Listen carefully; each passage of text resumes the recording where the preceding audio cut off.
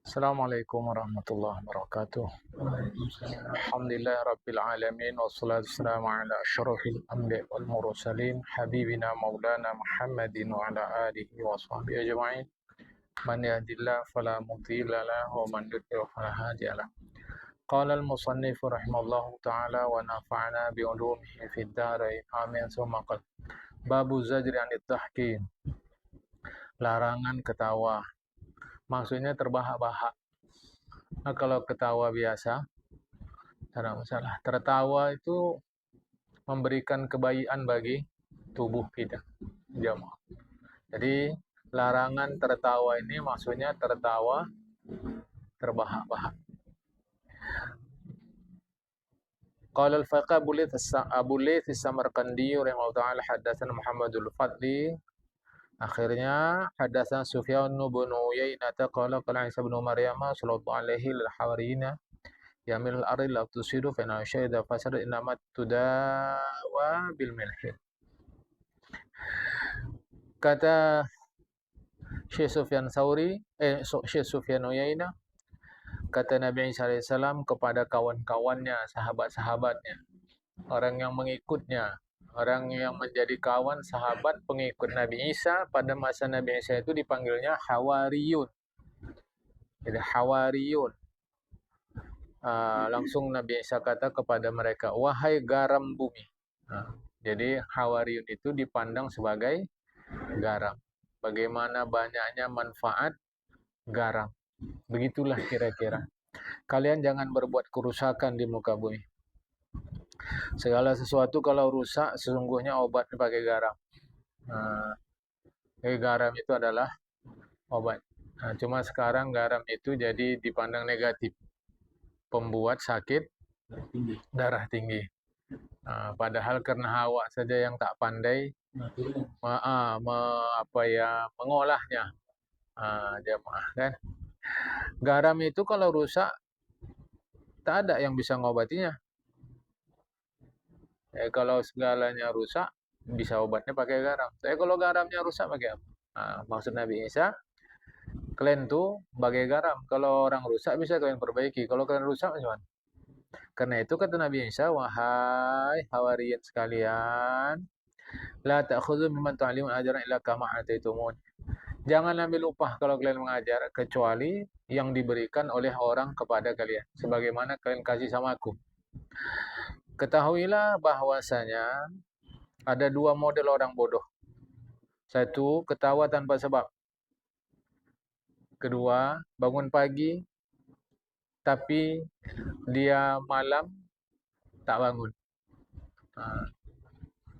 Jadi bangun pagi, malam tak bangun. Maksudnya tak ada ibadah malam dia. Tahu-tahu pagi bangun ya begitu. Ini satu kebodohan lah kata Nabi Isa. Dan ketawa tanpa ada sesuatu sebab yang harus mendorong kita untuk ketawa, jamaah, kan? Inilah yang kadang menimbulkan persoalan bagi orang. Boleh nggak kita ngambil upah dari segala kerja-kerja? Segala kerja, boleh nggak? Kan jamaah. Sejatinya, ini bukan persoalan boleh atau tidak mengambil upah. Pada faktanya orang memerlukan kebutuhan primer, biaya hidup. Makanya jamaah jangan lupa, sahabat-sahabat Nabi Muhammad SAW itulah yang menanggung biaya hidup Nabi Muhammad SAW. Sebelum beliau menyampaikan risalah, kerja beliau ngambil upah. Merawat, memelihara, menggembala kambing. Dan jangan lupa, Nabi mengambil upah melalui Khadijah sebagai orang kepercayaan. Tapi setelah jadi Nabi, tak ada sempat lagi beliau untuk mencari nafkah. Maka kebutuhan hidup beliau diantaranya, selain dipenuhi oleh istri beliau Khadijah, karena orang kaya, juga dipenuhi oleh para sahabat. Nah, pada faktanya sekarang, orang nggak mengerti hubungan ini. Mestinya yang kuat nolong yang lemah, yang tinggi nolong yang rendah. Yang lemah jangan hanya tahu ditolong, apa yang bisa dibuat. Yang rendah jangan hanya tahu ditolong, apa yang bisa dibuat. Kita teruskan. Yang kaya nolong yang miskin. Yang lapang nolong yang sempit. Mestinya hidup itu begitu, saling, jamaah, saling. Gitu. Tetapi pemahaman yang seperti ini kurang eh, kurang dipahami oleh masyarakat. Nah, itu maka selalu saya katakan sama kita, hati-hatilah. Dan macam guru-guru kita, penuhilah keperluan hidup dia. Bukan penuhi keperluan hidup ini kan gini jamaah, ada primer. Yang primer itu makan, sandang, pangan, papan yang nggak bisa tidak. Tapi ada juga keperluan sekunder dan tersier seterusnya lah. Nah, penuhilah keperluan primer si guru. Tentu kalau dia untuk wisata di luar tanggung jawab kita lah. Dia mau wisata, dia mau beli barang-barang mewah itu di luar kita. Tapi jangan biarkan dia masih memikir keperluan primer. Sebab kalau itu masih dia pikirkan, yang rugi kita akhirnya. Kapan lagi dia mentelaah kitab untuk diberikan kepada kita, jemaah. Terus pula jangan fitnah-fitnah. Lainlah kalau guru yang nyimpang-nyimpang kita nggak cerita lah, jemaah kita nggak cerita. Jadi semacam tadi juga lah. Jadi ada kuat, lemah, tinggi, rendah dan seterusnya. Saling. Pemahaman saling inilah yang kurang pada kita. Oke ya, jadi jangan salah. Ya. Apa yang dimaksud dengan garam bumi?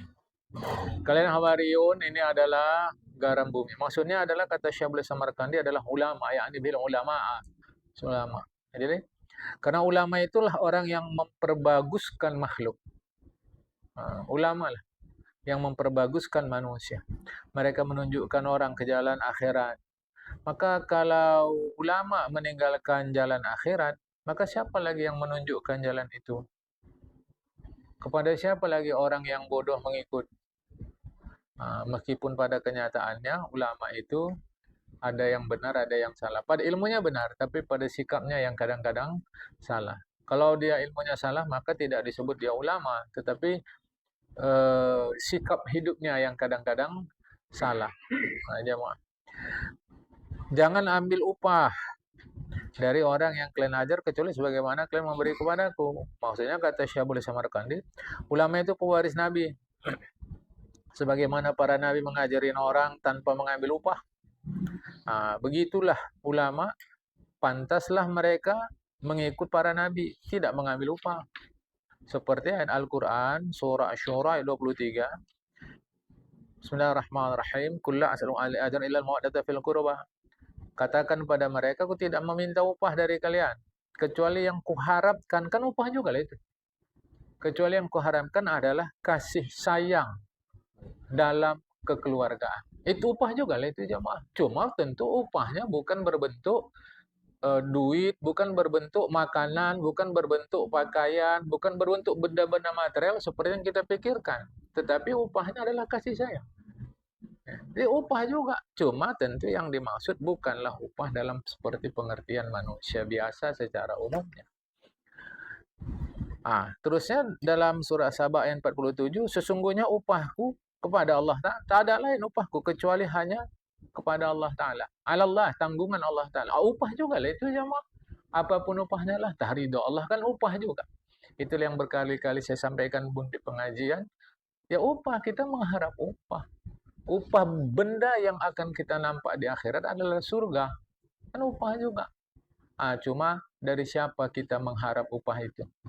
Kalau mengharap upahnya dari Allah Ta'ala, ikhlaslah dia. Kalau dari manusia, tidaklah ikhlas dia. Satu, yang kedua, rupa apa upah itu? Kalau kita mungkin rupanya adalah pahala, rupanya adalah surga. Kalau orang-orang solih, bukan menolak pahala, bukan menolak surga, tapi mereka upahnya sudah mengharap yang lebih tinggi lagi. Itu yang selalu disampaikan, ridho Allah Ta'ala. Jadi, yang dimaksud dengan berkata tanpa sebab itu maksudnya adalah ketawa terbahak-bahak. Karena menurut agama tertawa terbahak-bahak itu nggak perlu. Sekedar tertawa oke aja. Ketawa itu penting loh. Tertawa itu penting. Itu membuat hormon kita berjalan dengan baik. Namanya hormon kegembiraan. Ada istilah medisnya saya lupa. Ini jamaah. Jadi itu membuat gembira badan kita, rileks badan kita. Jadi tidak tegang. Itu penting. Tapi kalau tertawa terbahak-bahak, Nggak usah pakai agama ngajinya, pakai ahli-ahli kesehatan saja, itu sudah cukup. Karena para ahli kesehatan pun melarang tertawa terbahak-bahak. Jamaah. Secara agama hukumnya makruh. Wahwa min amali sufaha, itu tindakan perbuatan orang-orang yang uh, apalah ya. Kalau diterjemah mungkin bodoh. Ya, situ bodoh. Itu tindakan orang-orang bodoh. Ya, artinya orang yang sembarangan lah. Jamaah ya, tidak menjaga harga dirinya. Bangun pagi tanpa bangun malam, maksudnya pagi hari dia bangun, malam dia tak bangun. Itu juga semacam kebodohan. Jamaah. Minal hamqi, itu termasuk kebodohan. Malam mesti bangun ibadah sebentar, walau cuma 2 rakaat saja, tak ada masalah. Jamaah. Jangan tak bangun. Kata Nabi Muhammad SAW, tidur awal hari adalah kebodohan. Tidur awal hari adalah kebodohan. Tidur tengah hari itulah baik, akhlak yang baik. Sedangkan tidur di ujung hari adalah kebodohan. Situ ya setelah asar, ujung-ujung hari. Jadi habis subuh tidur tuh sama dengan tidur habis asar, nggak baik. Jamaah tidur itu siang hari. Maka siang hari disunatkan tidur, namanya kailulah, tidur sejenak. Sebaiknya sebelum sholat zuhur. Tapi kalau tak bisa, tak apalah. Habis zuhur pun tidur sebentar. Itu dibaguskan dalam agama jamaah. Dan medis itu mendukung. Untuk tidur tengah hari, bukan tidur lama. Sekedar sebentar saja. Jadi macam kereta matikan sekejap. Jangan dia on terus, nanti bisa rusak. Masalahnya bukan itu. Saya jaga malam, baru pulangnya pagi. Masa nggak tidur? Maka tidurlah. Karena ada keperluan. Jadi tubuh sudah ngasih alarm, kau harus tidur. Ya udah tidur, istirahat. Ya, sama juga kalau dia harus tidurnya sore. Harus tidur sore. Kalau nggak bisa. Sebab ritme kerja dia begitu. Maka tidurlah sore. Dia Tapi kalau nggak ada keperluan apa-apa, jangan. Itu tandanya malas. Ya. Seterusnya dari Abdullah bin Umar al-Hudai mengatakan Nabi SAW satu hari pergi ke masjid. Nampak beliaulah orang-orang kombur-kombur ketawa-ketawa. Nabi berhenti sejenak. Alah kalian nih, ingat kalian lah yang memutuskan kelezatan itu. Apa ini ya Rasulullah yang memutuskan kelezatan? Itulah mati. Udah mati putus semua aja mah. Jangan lantang lah. Tak usah mati pun. Sakit perut aja sekejap. Udah rasa awak. Insya Allah jamaah sakit perut. Enggak sakit perut. Sehat semua. Begitu lewat dari tenggorokan nih, semua makanan rasanya sama. Terus kau mau berkelahi? Saya nggak masuk akal aja. Saya nggak masuk. Semahal-mahal, seenak-enak, sehebat-hebat makanan, gitu lewat sedikit aja, 1 senti aja. Semua nilainya sama. Apalagi kalau keluar dari belakang, udah sama. Oke. Nah ini kata Rasulullah, ingat banyak-banyak kalian mengingat sesuatu yang memutuskan mati. Apa yang memutuskan lezat? Apa itu Rasulullah mati? Sekali waktu Rasulullah keluar lagi, nampak Rasulullah lagi sahabat-sahabat ketawa-ketawa. Kata Rasulullah, amma walladhi nafsi biyadi law ta'lamuna ma a'lamu la dhahiktum qalilan la waqitum katsiran. Ini klaim. Demi Allah yang jiwaku berada dalam tangannya. Kalaulah kalian tahu yang aku tahu, pasti kalian sedikit ketawa, banyak nangis. Kalau kalian tahu yang aku tahu, pasti kalian banyak nangis. Sedikit kalian ketawa. Enak sih ketawa ke TV bersenang-senang jamaah kan. Bukan dilarang ketawa. Rasulullah bukan bilang jangan ketawa, tidak. Sikitkan ketawa, banyakkan menangis. Kalau gitu hari-hari nangis saja kita. Bukan itu maknanya. Lakukan hal-hal yang menyelamatkanmu dari banyak nangis. Lakukan hal-hal yang menyelamatkanmu dari banyak nangis. Kapan banyak nangis? Kita orang Islam yakin di akhirat. Awalnya di dalam kubur.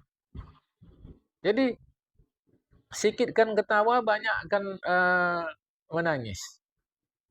Maksudnya, jangan sempat nanti kalian banyak nangis. Kan? Jangan kalian sempat banyak nangis. Maka lakukan sekarang hal-hal itu. Ibarat orang menangis itu susah. Ya kan ada nangis itu karena senang, ada nangis karena sedih. Maka kata Rasulullah, maksudnya banyak akan menangis sekarang ini, sekarang di dunia banyak akan menangis. Maksudnya macam mana orang yang menangis, yang mengalami kesedihan, yang mengalami kesusahan, anggap diri kalian sekarang di dunia ini banyak mengalami kesusahan. Jadi seakan-akan kalian di dunia ini seperti kalian sudah di akhirat. Yang nyatalah seakan-akan kalian diponis masuk ke dalam neraka. Banyak kan sekarang nangis itu seakan-akan. Jangan sempat nanti kalian banyak menangis di akhirat. Lakukan itu. Jadi istilah pencegahan. Kemudian Rasulullah keluar lagi. Jumpa lagi Rasulullah pada sahabat-sahabat yang ngasih kabur-kabur ketawa-ketawa. Rasulullah pun mengucapkan salam lagi. Kata Rasulullah, ingat kalianlah, Islam itu dimulai dalam keadaan ganjil asing. Karena waktu Islam itu muncul, nggak ada orang yang suka sama dia. Nanti Islam akan kembali asing ganjil. Maka berbahagialah orang-orang yang dipandang ganjil itu pada hari kiamat. Lantas sahabat bertanya, siapakah mereka ya Rasulullah yang ganjil pada hari kiamat itu? Itulah yang memperbaguskan diri ketika orang sudah rusak. Idza fasada nasu saluhu. Itulah orang-orang yang ketika hidup di dunia, ketika orang rusak, mereka tetap bagus. Tapi orang sekarang enggak kan? Ya masa orang kayak gini awak cuman ngikut aja lah. Nah itu orang sekarang. Mestinya ketika orang rusak, kita tetap bagus. Ya, mutiara yang tulen itu di mana tempatnya? Lumpur kan? Dalam lumpur. Nah, kalau nanti kita lihat mutiara, yang makin dalam lumpurnya, dia makin bagus kualitasnya. Dia makin dalam makin bagus. Dan dia tetap putih. Kalau ini kita pandang sebagai hikmah, tahu kita ini baik atau tidak? Kapan? Ketika kita hidup di tengah masyarakat yang tidak baik, barulah kita tahu. Kan mungkin kita masih ingat. Jangan-jangan kita sholat ini karena kita tengok orang sholat. Coba buktikan nanti di saat orang-orang tidak sholat. Kita masih sholat nggak? Jangan-jangan. Ya, kita kan tetap tidak mau tidak sholat, tetap mau kita sholat. Cuma maksudnya, mari ukur diri kita. Mudah-mudahan kita masuk orang yang dipandang ganjil itu oleh Rasulullah. Yaitu ketika orang semua rusak, dia tetap menjaga kewarasan pikiran. Orang sebut zaman ini zaman edan. Zaman gila. Kita mau tetap waras. Kalau nggak awak kayak gini, nggak bisa Pak, katanya. Coba deh. Padahal yang dia maksud itu yang jahat, yang nggak betul. Dia mau, ya. Seterusnya, Ishaq bin Mansur mengatakan, ketika Nabi Musa berpisah dari malaikat Khidir, kata Nabi Musa kepada malaikat Khidir, beri aku nasihat. Beri aku nasihat. Jadi, wahai Khidir, beri aku nasihat. Kata Nabi Khidir, wahai Musa, jauhi keras kepala. Wala takun masyan bighairi hajatin, jangan pergi kemanapun kalau tidak perlu. Jadi wala takun masyan bighairi hajatin. Ini kalau diartikan secara literal, janganlah engkau berjalan tanpa hajat. Maksudnya jangan keluyuran kalau nggak ada kepentingannya. Jangan ketawa kalau tak ada alasannya. Jangan ejek orang salah karena dia salah. Jangan diejek. Orang buat salah, jangan diejek. Kita hanya tahu dia salah. Jangan diejek. Satu hadis disebutkan, jangan kau cela orang yang berbuat dosa sebab dosanya. Yang benar adalah, wahai Musa anak Imran, tangisilah kesalahanmu. Jadi macam kita lihat orang yang nggak benar, jangan dihina dia. Alay nih. Jangan.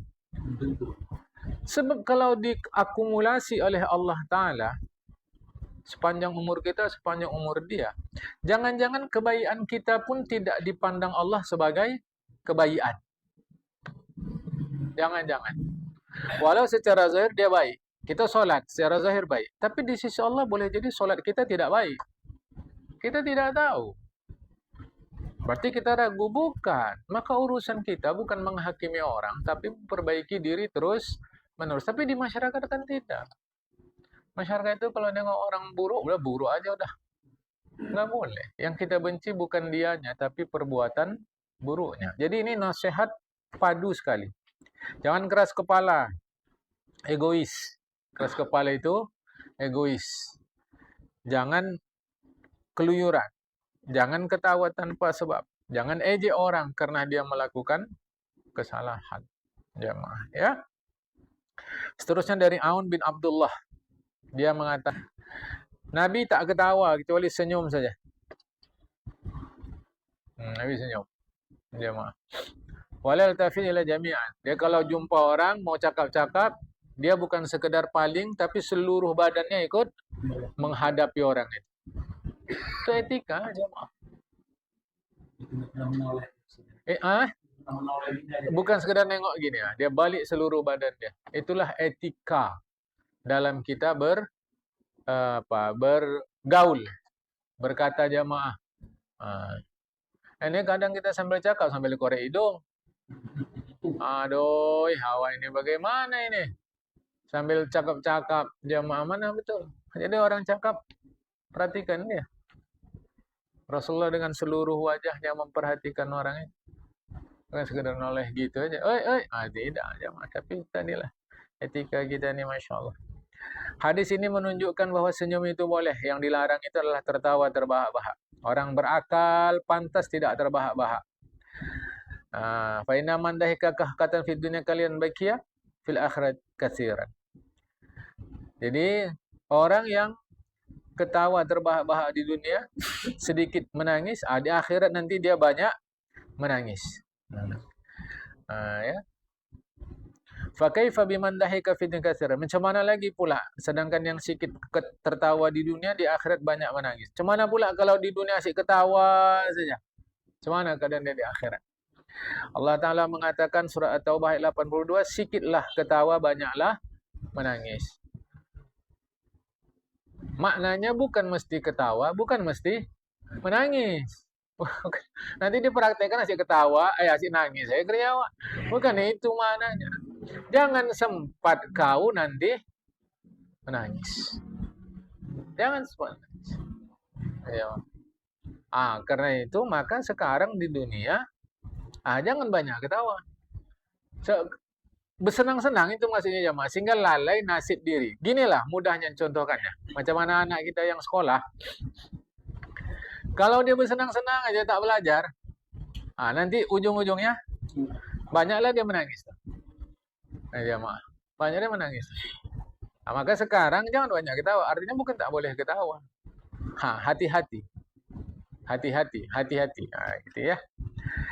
Jadi sikitkan ketawa di dunia, banyakkan menangis terkait akhirat. Dari Syekh Hasan Basri mengatakan, sikitkan ketawa di dunia, banyakkan di akhirat. Banyaklah kalian menangis di akhirat, neraka jahanam. Sebab perbuatan salah yang kalian lakukan. Jadi di dunia sikit ketawa. Sikit ketawa mestinya. Anda ingat akhirat. Tetapi ada juga orang yang di akhirat akibatnya banyak menangis. Sebab apa? Balasan atas perbuatan buruk mereka waktu di dunia. Sekejap nih, semua ini sekejap.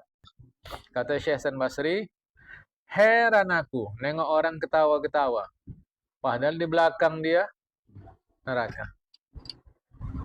Di situ diterjemahkan di belakang. Heran aku nengok orang yang gembira. Padahal di belakang dia mengintai-ngintai mati. Ya. Kalau itu nggak boleh gembira. Nggak, bukan itu. Gembiralah jamaah. Artinya enjoy. Bukan bersenang-senang.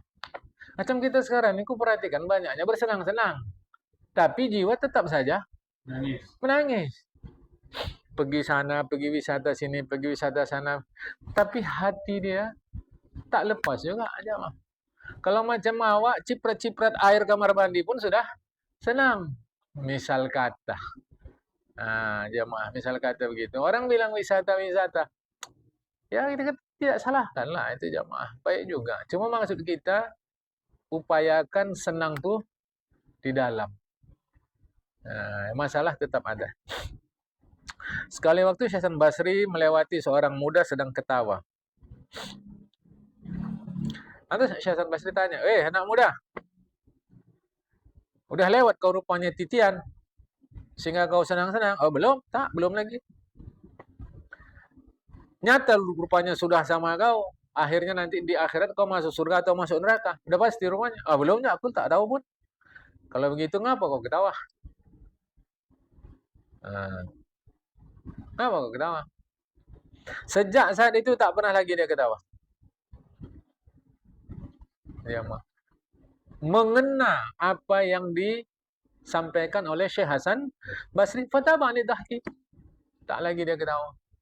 Maknanya tidak lagi dia bergembira ria. Sampai kata orang lupa daratan. Nah, contohnya kalau kita sekarang ini yang lupa daratan ini, pesta nikah. Itu pesta nikah lupa daratan. Tengok. Yang nikah tak sholat, ayah orang tua maupun mertuanya tak sholat. Coba dulu jamaah. Itu contohnya lupa daratan. Contoh paling mudah kalau sekarang jamaah. Coba dulu. Tapi nanti jilbab-jilbaban juga. Pecinya peci, haji juga, jubahan juga, tapi sholat tidak. Coba dulu. Baru nanti bilang ya itu kan tergantung hati aja. Itulah lupa daratan. Itulah yang dilarang itu. Jamaah. Kan kita tak mengerti. Kan? Saya tak tahu lah jamaah. Padahal hidup ini singkat kali. Menurut saya lah. Saya tak tahu menurut kita. Kalau menurut aku singkat kali. Tapi begitulah pada kenyataannya. Kata Syekh Samarkandi, begitulah ulama zaman itu. Mereka idza takallamu bil mau'izati waqa'a kalam mauqi'an. Kalau orang itu cakap tentang nasihat, mengena. Mengapa? Karena mereka mengamalkan ilmunya. Sehingga ilmu mereka bermanfaat bagi orang lain. Adapun ulama zaman kita ini, mereka tak mengamalkan ilmunya. Apalagi manfaat sama orang lain. Itu kata Syekh Abu Lis Samarkandi. Padahal Syekh Abu Lis Samarkandi pun termasuk ulama. Jadi kata beliau, Syekh Hasan Basri itulah ulama zaman dulu. Mereka amalkan ilmunya, nasihatnya mengena. Adapun ulama zaman kita, berarti kan termasuk beliau. Kita tidak mengamalkan ilmu kita. Sehingga orang pun tak mengambil manfaat dari ilmu kita. Kira-kira logika kita, masuk nggak beliau ini tidak mengamalkan ilmu? Syekh Abu Lis, yang menulis kitab kita nih. Masuk nggak beliau orang yang tidak mengamalkan ilmu? Tidak. Tak masuk. Tapi ini teguran. Jangan nanti kita berpaham berarti beliau pun masuk. Bukan, ini teguran agar kita mengamalkan ilmu. Satu. Yang kedua, hati-hati penjelasan beliau ini menjadi hukum, menjadi hukum bagi kita, menjadi ketentuan bagi kita. Apa tandanya orang alim itu mengamalkan ilmunya? Kalau dia memberi nasihat, kena sama orang. Mengena ke hati orang. Orang pun tersadar. Kalau tidak, berarti dia tidak mengamalkan ilmunya. Oke. Ada berapa banyak orang yang menjadi tersadar dengan nasihat Rasulullah Muhammad SAW? Ada tidak orang yang tidak mengena dengan nasihat Rasulullah? Tak ada. Berarti tak ada orang kafir lah kalau gitu. Berarti tak ada Abu Jahal. Berarti tak ada Abu Lahab. Artinya, Rasulullah sekalipun tak mengena juga ke hati orang. Kalau begitu Rasulullah tidak mengamalkan ilmunya. Satu hal yang mustahil. Maka simpulannya, kita yang berilmu, amalkanlah ilmunya. Bahwa orang terkena atau tersadar dengan nasihat kita atau tidak, itu di luar dari kuasa kita. Cuma harapan kita seperti yang terjadi pada Syekh Hasan Basri. Nasihat beliau mengena ke hati anak muda tadi. Sebab kalau tak saya bilang begini, nanti mudah kali kita menghukum. Ustaz tu menyampaikan nasihat. Dia sendiri tak buat. Apa buktinya? Jamaah itu tak ada yang bagus. Itu kan berarti kalau menurut kaji kita dalam kitab Tanbihul Ghafilin, berarti dia tidak mengamalkan ilmunya. Kalau begitu cara kita berfaham, kena Rasulullah. Karena tak semua orang beriman dengan cakap Rasulullah, bahkan ada sahabat yang murtad. Ada sahabat Nabi yang murtad. Coba jamaah. Jadi kalau kita apa maksud cakap Syabuli Samarkandi? Maksud beliau nomor 1, orang berilmu amalkan ilmunya. Harapan kita yang mendengar terkena dengan nasihat. Terkena itu artinya meresap. Meresap dengan nasihat kita. Gitu ya. Riwayat dari Abdullah bin Abbas, dia mengatakan, orang yang buat dosa, tapi slow aja. Tak ada nangis di atas dosa yang dia buat. Nanti masuk neraka, dia nangis-nangis tuh. Gitu kira-kira. Karena sepele aja sama dosa yang dia lakukan. Nanti masuk neraka nangis-nangis tuh. Dikatakan orang yang di dunia banyak ketawa, dialah yang paling banyak menangis di akhirat. Orang yang paling banyak nangis di dunia, dia nanti banyak ketawa di dalam surga. Kalau gitu kata kita, bagus juga lah anak awak yang cengeng tuh. Karena sikit-sikit nangis, surga lah tempat kau, kata kita nanti. Awak nengok kakak tuh, setelah nikah nangis jadi. Memang surgalah tempat dia tuh. Kata kita bukan itu pahamnya. Inilah bahasa kiasan yang kadang-kadang kurang kita mengerti. Jamaah, maksudnya banyak nangis di dunia ini. Renung-renunglah, jangan sempat nanti di akhirat nangis. Ya contoh macam tadi lah, jamaah. Kita ini cerita akhirat. Kita orang Islam yakin. Makanya banyaklah nangis sekarang. Maksudnya jangan sempat kau nanti susah di akhirat sana. Nangis kau sekarang. Dengan cara orang berleha-leha, kau sibuk bekerja. Pagi subuh awak udah lagi pergi ke cara jualan-jualan. Orang masih enak bertidur. Itu nangis tuh jemaah. Pulang nanti orang enak nonton-nonton TV, kau duduk sekejap, mesti kerja lagi. Tak apa. Untuk satu masa nanti kau berleha-leha, orang itu yang datang nanti ke kau karena malasnya. Dalam kaji ini, bukan artinya kita harus nangis-nangis, bukan. Ingatlah kau bersusah-susah sekarang untuk satu masa nanti bersenang-senang. Jangankan di akhirat, di dunia pun dah berlaku ini. Susah-susah kita sekarang. Nanti insya Allah, mudah-mudahan kita bisa sejenak sebelum mati bersenang-senang. Karena waktu muda awak tidak sembarangan. Jadi waktu tua insya Allah bisa. Apalagi nanti di akhirat. Gitu maksudnya. Bukan. Bukan harus nangis. Bukan. Cengeng ya. Kata Syekh Yahya bin Mu'adz Ar-Razi, ada 4. Jadi kata Syekh Yahya bin Mu'adz Ar-Razi ada 4. 4 terserahlah 4 macam kah, 4 perbuatan, 4 keadaan. Yang dengan 4 ini rasa-rasanya orang mukmin susah untuk lupa daratan. 1. Hammul akhirah, hammul ma'ad. Risau terhadap keselamatan di akhirat. 2. Sibuk mengurus tanggung jawab dalam hidup. Di situ mungkin sebut cari makan atau cari kerja. Sibuk untuk mengurus. Saya nggak punya orang tua lagi, ayah mak tak ada, saudara-saudara tak ada, istri anak pun semua tak ada. Paling kurang menjaga harga diri sendiri. Saya masih ada ayah mak lagi. Jaga 3. Kita ayah mak kita.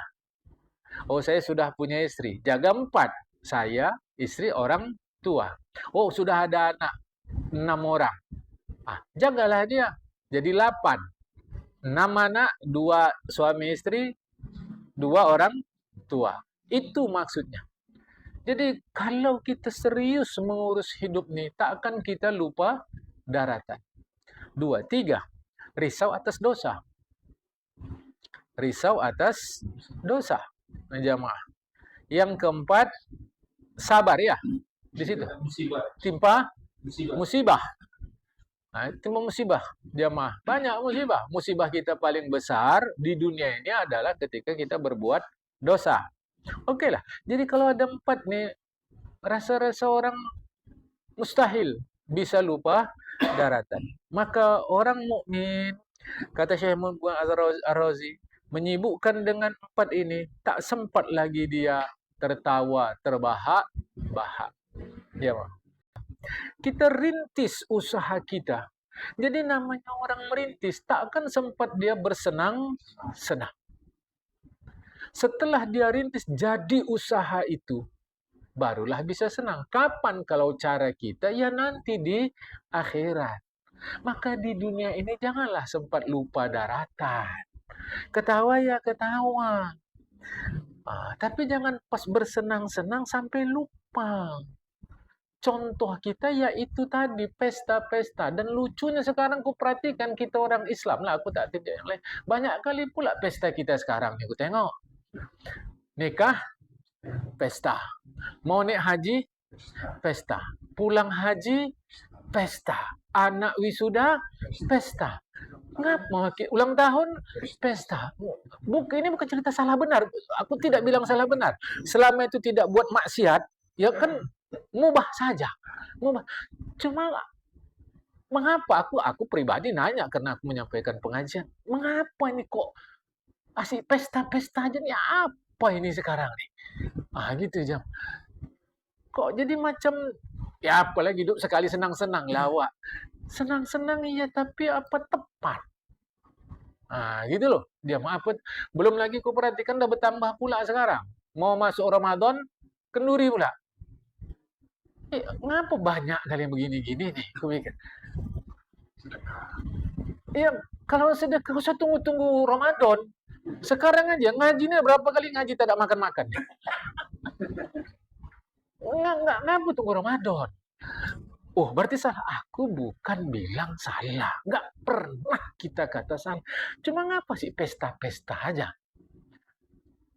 Apa udah pasti kali awak gembira waktu sakaratul maut? Takut awak sedang gembira-gembira mau pergi haji tadi, mati. Kan patut diduga. Tapi yang tahu diri sendirilah. Patut diduga ketika gembira-gembira mau haji tadi itu tak ingat Allah. Takut-takut kita begitu. Takut-takut kita menuduh tak boleh. Oh sedang iyalah awak mau haji gini sedang stop Israel datang selesai. Apa cerita?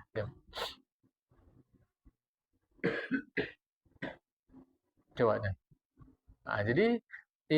Jadi yang disampaikan oleh Syekh Muhammad Ar-Razi ini bukan artinya dilarang bergembira, tapi jangan lupa daratan. Allah Ta'ala cela orang yang ketawa-ketawa saja. Tuh lihat tuh, surat An-Najmi ayat 5961. Terhadap Quran nih kalian rasa heran, kalian ketawa, tak nangis kalian. Jamaah, itu Allah murka. Sebaliknya Allah punya yang nangis. Mereka tersungkur menangis. Ya, kan? Ini ingat-ingatlah.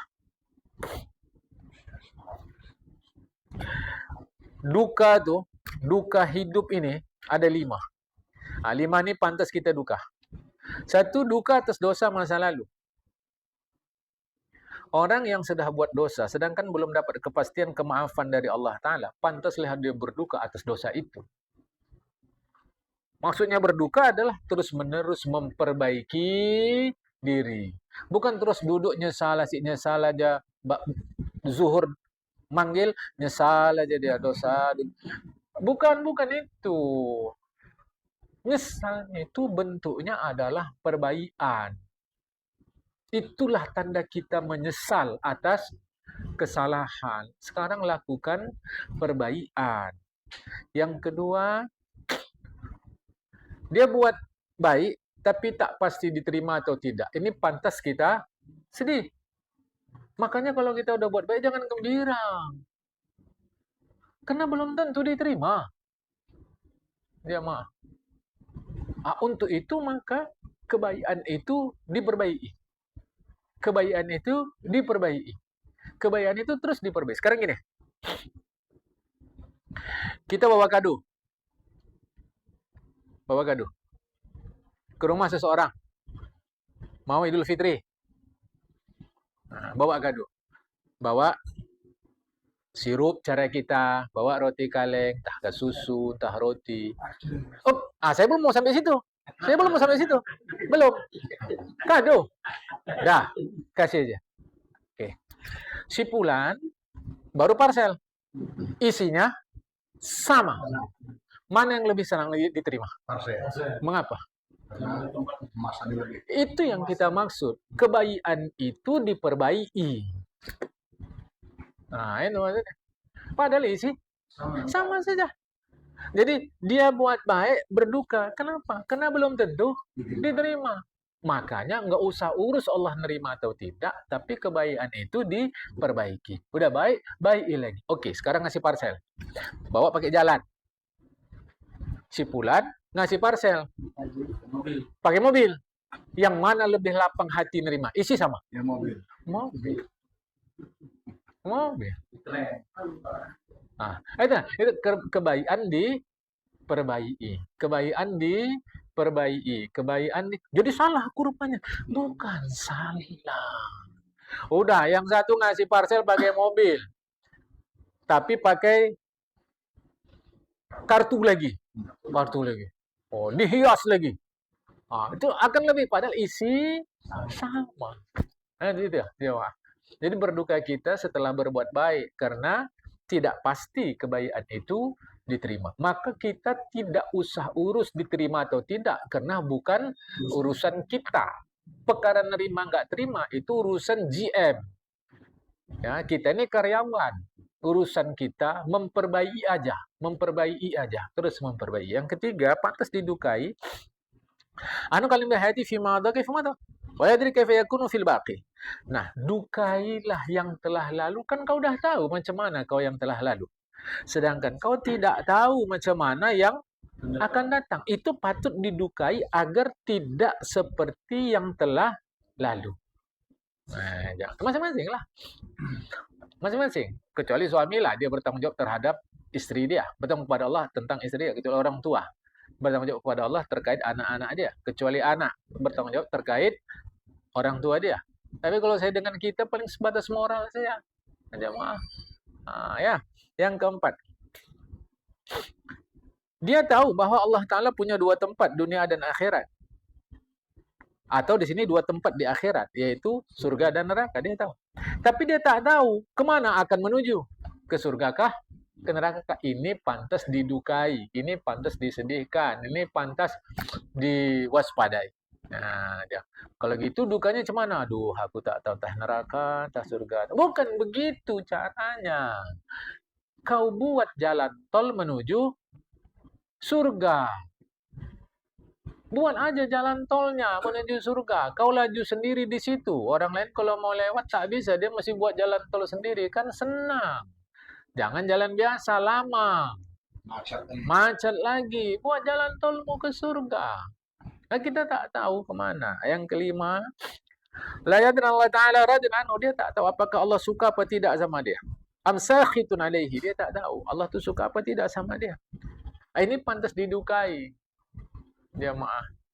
Apakah Allah suka atau tidak? Cara dukanya ya tadi, kebaikan diperbaiki. Nah,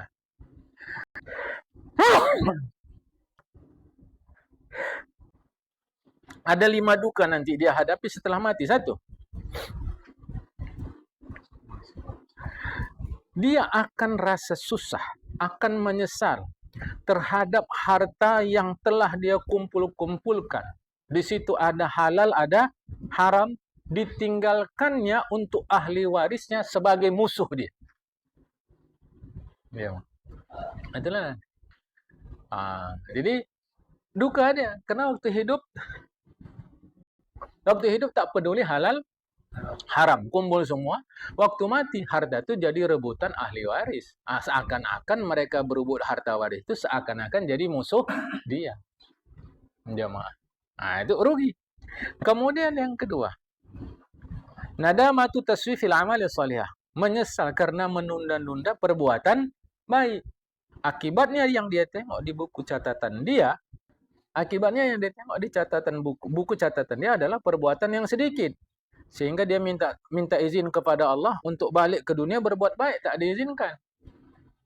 Nah, itulah yang kata orang, ijuk ke ijuk lalulah sapu lidi, isuk ke isuk lalulah tak jadi. Sekarang kita pakai logik. Jam 11.30 kita mesti lakukan A. Kita tunda. Supaya mudah hitung, kita tunda setengah jam. Menjadi jam 12.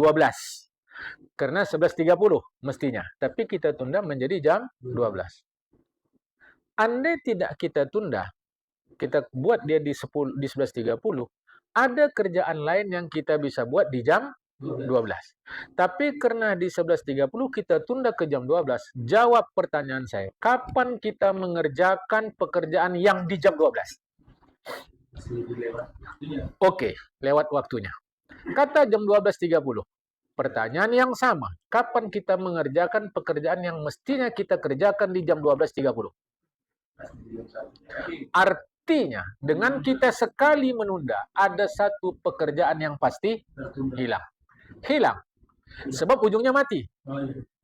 Dia nggak akan bisa kita kerjakan. Itu kalau satu. Kalau dua. Kalau tiga. Kalau empat dan seterusnya. Disitulah menyesalnya orang yang menunda-nunda perbuatan baik. Maka pasti ada satu. Pasti ada satu yang hilang. Nah, hati-hati jemaah, kan? Menyesali dosanya.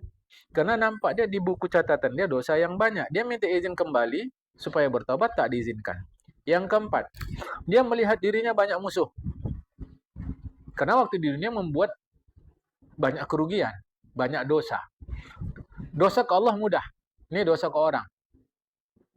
Banyak sekali. Wa ta'alau an yurdiyahum illa bi'amalihi. Dia tidak bisa membuat musuh-musuhnya menjadi senang kepada dia kecuali dengan merelakan pahala amal dia kasih kepada musuhnya. Ya, maaf. Itu penyesalan yang luar biasa. Kita bukan hanya bangkrut. Si A merugikan si B waktu hidup di dunia. Apapun yang dirugikannya dari si B, material atau moral. Jamaah. Maka di akhirat dia banyak musuh. Ya kalau cuma si B, kalau si B sampai Z, dia banyak musuh. Maka la yatalahu anir ila bi amal, dia tidak akan bisa dia untuk membuat orang ini senang kepada dia di akhirat kecuali dengan memberikan amal dia kepada orang ini, yaitu pahalanya. Dan itu penyesalan yang luar biasa. Akhirnya yang kelima, dia dapati Allah Ta'ala murka kepada dia. Yang tak mungkin lagi ridho, karena dah tak ada lagi. Akhirat itu kata Khalifah Ali, tempat ngambil gaji, bukan tempat kita bekerja. Jadi mau kali pun kita kerja nggak bisa. Karena memang masanya bukan masa bekerja.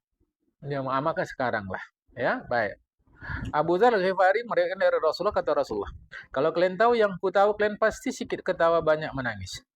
Kalau kalian tahu yang ku tahu, pasti kalian naik ke tempat-tempat yang tinggi. Kalian datang kepada Allah Ta'ala, kalian menangis kepada Allah Ta'ala. Kalau kalian tahu yang aku tahu, kalian pasti nggak mau bersenang-senang dengan istri kalian. Kalian tak akan mau enak berleha-leha di tempat tidur kalian itu. Walau anna Allah khalaqani ma khalaqani syai'un. Pasti kalian akan bilang begini. Aku ingin Allah menjadikan aku pada waktu aku dijadikan Allah, bagusnya jadi sebatang pohon yang di iya, yang di yang ditebang. Mauan gitu aku. Nengok-nengok situasi ini. Tapi itu setelah menunjukkan betapa menyesalnya dia atas perbuatan dia yang telah lalu. Daripada jadi manusia, jadi pohon yang disenso aja lah udah. Itu lagi enak lagi. Apa sih kalian akan bilang begitu? Kalau kalian tahu apa yang aku tahu. Kalau begitu, nanti orang menyimpulkan. Nggak usah menikah, nggak usah punya harta. Bukan itu maknanya. Jangan lalai. Nah, itulah maknanya. Ya, Yunus meriwayatkan daripada Hasan Basri, beliau mengatakan, Al-mu'minu wallahi yumsi hazinan yusbih hazinan. Orang mukmin sebenar itu, kata Syekh Hasan Basri, pagi sore susah, pagi sore duka, pagi sore sedih, pagi sore menangis. Mestinya begitu. Maksud beliau, maksud Syekh Hasan Basri, menjadikan masa lalu kita menjadi iktibar untuk perbaikan kita. Ini namanya orang yang mengoreksi diri sendiri. Itu maksudnya, jangan. Bukan masih sedih aja, masih susah, masih suntuk aja. Bukan itu maknanya. Dia orang pula yang apalagi bukan itu diri sendiri. Dia perbaiki. Aduh, semalam aku buat gini, aduh perbaikilah. Nah, itu maksudnya. Ya, ini bahasa ulama-ulama kadang tak mengerti kita. Kata Yunus, Syekh Hasan Basri itu, hampir tak pernah lah aku tengok Syekh Hasan Basri ini kecuali seperti orang yang baru ketimpa musibah. Nah, orang ketimpa musibah, coba perhatikan jemaah. Nah, orang baru ketimpa musibah, banyak gaya nggak? Nah, jangan nanti dipahami nih, Syekh Yunus melihat Syekh Hasan Basri macam orang baru ditimpa musibah, artinya duka, jawab sedih. Bukan itu. Mesti kita rasa, coba aku buat begini. Nanti jangan begitu. Itu maksudnya, jemaah. Memperbaiki, jemaah ya. Jangan salah-salah paham. Ada orang pula meriwayatkan, tak pernah awak tengok Syekh Hasan Basri ini kecuali macam orang yang baru menguburkan maknya meninggal. Jadi kalau itu, tapi itulah orang sekarang nengok orang meninggal pun udah tidak lagi jadi peringatan. Malah di tempat meninggal kakak-kakak kekek ketawa heboh pula lagi. Waduh. Awak jadi apa lagi? Sedangkan nengok orang mati udah nggak lagi jadi nasihat. Macam mana lagi ini? Tempat-tempat lain. Syekh Hasan Basri dilihat orang macam orang duka, baru mengantar, baru menanam, baru mengebumikan emaknya yang meninggal. Apa tadi? Perbaikan. Diriwayatkan dari Auza'i terkait ayat Al-Kahfi 49. Surah Al-Kahfi 49. Bismillahirrahmanirrahim. Ma li hadzal kitabi la yughadiru saghira wala kabira illa ahsaha. Tidaklah buku catatan manusia itu, tidaklah dia mengabaikan yang kecil yang besar kecuali semuanya dicatat. Apa maksudnya yang kecil yang besar? Syekh Auza'i mengatakan, yang kecil maksudnya senyum, yang besar maksudnya tertawa terbahak-bahak. Menurut fatwa beliau, tertawa terbahak-bahak termasuk dosa besar. Diberikan daripada Abdullah bin Amr bin As, dia mengatakan, kalau kalian tahu yang aku tahu, kalian pasti ketawa sedikit, nangis banyak. Kalau kalian tahu yang aku tahu, pastilah kalian senantiasa sujud. Saking seringnya kalian sujud, patah pun tulang sulbi kalian, tak peduli kalian. Pentingnya sujud. Kalaulah kalian tahu yang aku tahu, pasti kalian menjerit-jerit menangis kepada Allah Ta'ala, sesal atas kekeliruan kalian, sampai-sampai suara kalian pun habis. Menangislah kepada Allah. Kalau tak sanggup menangis, buat macam-macam orang nangis. Di situ apa buat? Pura-pura nangis. Payah kali awak nangis. Supaya bisa ambil kulit jeruk. Bawang. Buat. Orang menangis payah, buat. Itu caranya. Jamaah. Supaya mudah kita. Ya. Sampai sini dulu lah. Ini akan datang. Jamaah. Assalamualaikum warahmatullahi wabarakatuh.